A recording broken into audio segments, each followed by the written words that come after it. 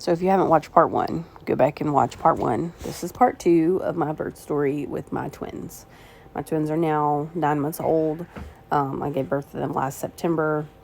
It was very traumatic, but if you want to hear part one, which is leading up to me actually giving birth, go back and watch part one. It should be posted right before this, and this is part two.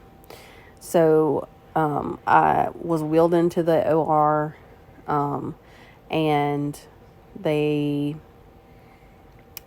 strapped me down because I had an epidural, so I couldn't feel my body. And I don't know how long I was in there before I pushed my daughter out. But I birthed my daughter, Karina, and then my son had ended up, after being there in the morning and they doing the ultrasound and getting there in the afternoon, they didn't do another one when I got there, I don't believe. My son ended up basically sideways and like all the way up in my ribs. So I birthed my daughter, and because he was sideways, they tried to get him turned so I could go ahead and push him out. They were like pulling and ripping and all that lovely stuff.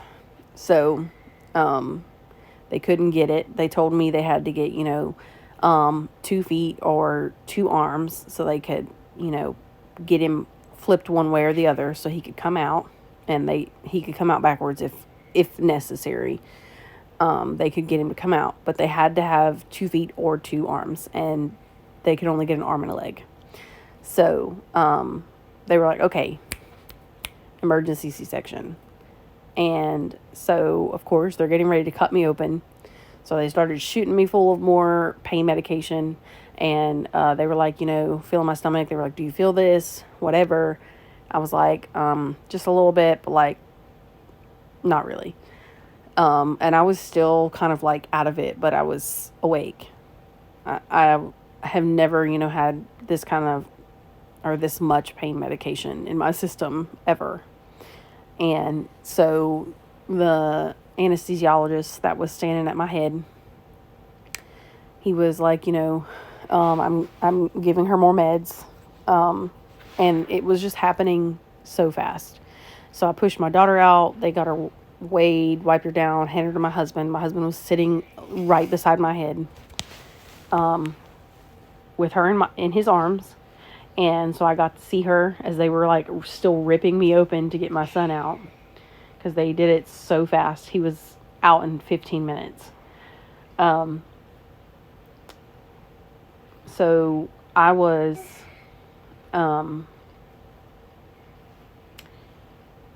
laying there, and they got me ready, and they started cutting me open. I didn't feel anything. They got him out. I like felt them pull him out, and he wasn't crying.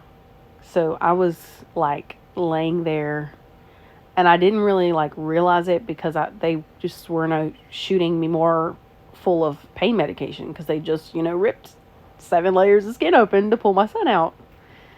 Well, of course, I wasn't lucid enough to know that, but I was laying there, and my husband, he was going through like all these crazy emotions, and I may even get a video of him talking about them. But he was holding our daughter in his arms, and they pulled my son out, and he wasn't crying or anything. He wasn't crying because, he didn't just get squeezed through the birth canal and like experience that. So he was kind of like, I'm not out in the world yet. Well, the nurse came over to me after they pulled him out, and she said, he's fine. He's not crying, but he's fine. He's breathing. He's good. He's fine. And my husband is sitting there like, oh my God, like, what is happening? This is so traumatic. It's traumatic for me. It's traumatic for him. The only one it isn't traumatic for is my daughter, because she came out just fine. She's wrapped up, and she's just laying in her daddy's arms. And my son is not screaming and, emptying his lungs and all that stuff.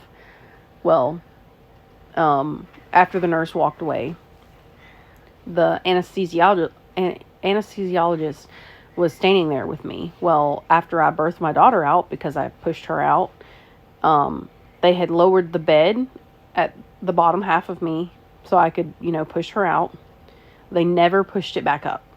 They never pushed it back up before they started cutting me open for my C-section. So the anesthesiologist was standing at my head, and I could just, it was so weird. This feeling was just so weird, and I've, never felt it before. I was laying there, and I looked over after, this whole experience. I kept saying, I'm going to throw up, I'm going to throw up, and it happens, and I don't even know if I actually threw up, because I was just out of it.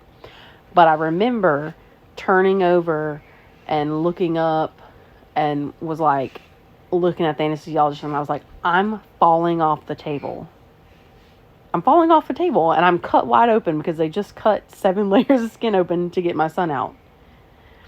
And he was like, no, you're not falling off the table. And then I remember, I don't know how much time passed, maybe a minute, and all of a sudden he reaches up underneath my arms, and he's like, get the table up. She's falling off the table. I'm strapped down.